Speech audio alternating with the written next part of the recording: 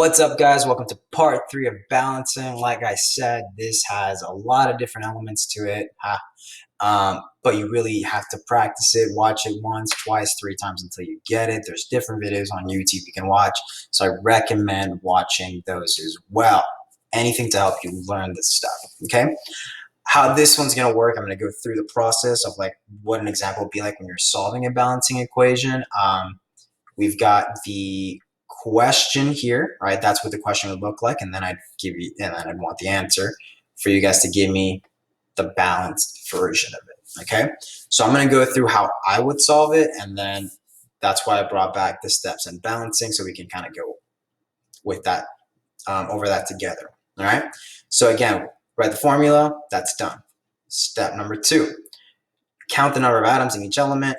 We've done that before, but I'm just going to do it real quick. This is how I would do it. I just do it real quick. Okay, H, O, H, O. Looks wacky, but let's move on.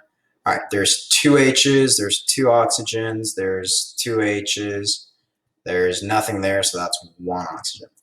Automatically, I can see it's not balanced, but now I want to fix it. Each one of these, let's do a little invisible slot there for any possible numbers that we could write there. How I do this, and it usually works out about 90% of the time, is anytime you have an odd number, you want to get rid of it. So this 1, that's an odd number. Get rid of it immediately because that's going to be a pain in your butt. You don't want to do it. It just makes things difficult, okay? So get rid of it. The easiest way to get rid of the odd number is just to multiply, and we know we can multiply by putting coefficients, is to multiply by a number that will make it even. So if I do 1 times 1, that's still odd. That's not going to work. What's the next option? 2 times 1 is 2. 90% of the time, you're going to put 2 down, okay? So let's put a 2 down and then see what happens. So I'm going to write 2. But remember, this 2 affects everything after it. So I just changed the number of hydrogens. Now it's not 2. Now it's actually 2 times 2. I actually now have 4 hydrogens. Just pretend that's a 4. I don't know why it does that, but I'm going to move on. All right. And now I've really got not 1 oxygen. I've got 2 times 1. That's also going to be 2 times 1 is 2. So I've got 2 oxygens.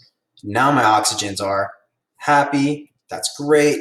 But now I have 4 hydrogen, and this is still 2.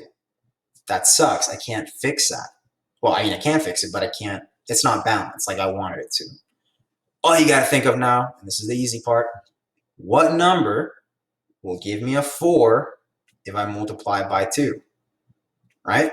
So 2 times what number gives me 4? And that, hopefully you're good at basic math.